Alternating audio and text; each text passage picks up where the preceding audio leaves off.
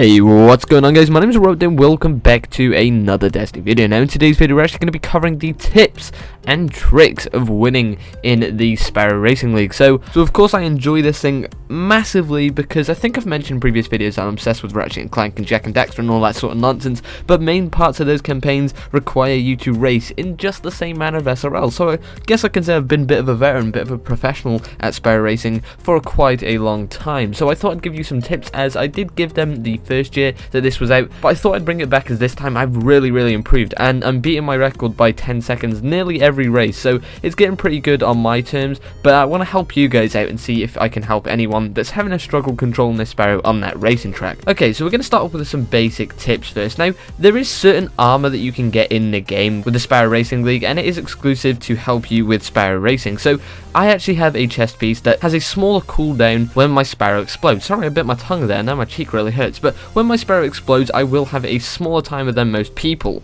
Now you can actually get other things that allow you to slam to the ground, stuff like that on your Sparrow, and also on your gear there are things that will help you with controlling your Sparrow or just having an easier time with cooldowns. So those are actually really good pieces of gear to look out for. Make sure you equip them if you are strictly sticking to SRL. Of course make sure to change them out before going to any strikes or PvP etc. But anyway, we're going to jump into the actual first tip. Now this is to learn the map. Now I don't mean, oh, go ahead and lose guys, you just got to play this map a lot. Basically pay attention in your first lap. You can learn where all the shortcuts are and also where all the hard corners are. Now hard corners are going to come in a later tip where I talk about those and how to actually make them your bitch. So we're going to go over first of all learn the map. So of course I said learn it in your first lap and that will benefit you in the next two laps. So these shortcuts that you will learn are mainly beneficial if you know them perfectly. If you want to try them out in your first few games and you don't really care if you lose, then go ahead and do these shortcuts because they can help sometimes, especially the ones on Venus help. The ones on Earth I don't find to 10 help,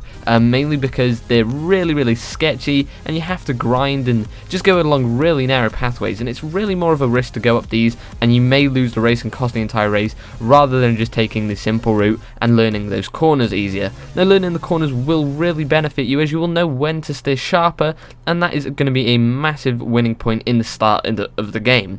Now the first lap of course you will have to also learn the map, but also try and break away from the group. The group's going to stick together really tough, so when you're learning the map, if you know the map better than other people and you actually pay attention to the mini-map, then you should have a really easy time being able to take over them when it comes to corners. You can also boost and hit them out of the way, which is something that I like to do, and that will come in a further tip on how to use your boost and when to use it. Okay, so this is the tip where I kind of talk about the boost. Now number 2 is how to hit the gates, and this gets you boosts. So boosts are essentially when you use your toggle sticks or when you use your analog sticks, you can push these down and you can dash to left or right. Now this is available I believe on both types of Sparrows, so it's all going to be available to both types of players.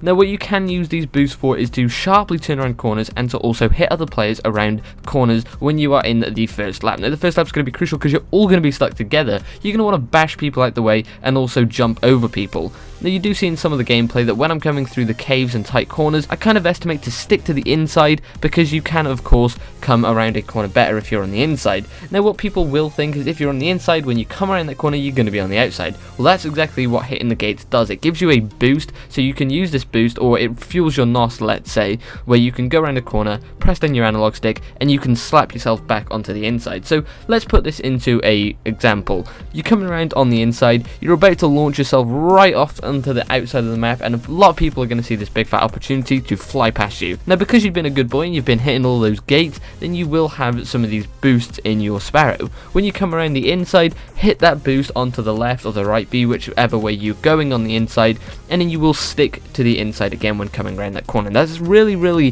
helpful when you are coming around a corner, because the last thing you want to do is be drifting. You're going to be drifting around a corner, you're going to let a lot of people hit you out the way, and they're also just going to overtake you whilst you're having a hard time trying to get your Sparrow in a nice straight line again. Now the third tip is actually one of the most important. Avoid height and avoid drifts. Now I just mentioned briefly there about drifts when you don't know how to control your boost around corners. Now of course boosts are going to help you get rid of these drifts, and there are certain Sparrows that can let you slam to the ground. I believe those are the non-trickster Sparrows, so those are the basic ones that you get in year 1, but I prefer to use the trickster Sparrows, as you can do flips with that, and that's just if you get really cocky like I most of the time fucking do, and that really backfires on me sometimes, but I have fun with the SRL nonetheless. But yeah, you can get Sparrows that slam you to the ground, so those are good for avoiding height, and then also the trickster Sparrows are great for avoiding drift, so you kind of got to choose wisely. They both can do similar jobs to each other, but trickster Sparrows for me do it around corners, and heights can just, most of the time heights are inevitable, but if you can choose a lower route rather than going up a ramp and trying to perform a trick, I'd definitely say pick the lower route, because you're going to have a much better time of gumming around a corner, whereas those guys are going to be slamming to the ground, and that's going to take away a lot of the speed and momentum. So anyway guys, those are the tips that I can give you. Now if you did enjoy any of those tips and you feel like your game is improving, do comment down below. Let's try and smash for 35 likes. If you can do that, that'd be amazing. So be sure to leave a like, comment, subscribe, share this on social media for more Destiny tips, tricks, news and updates in the community. My name's been Erupt, and have a great day.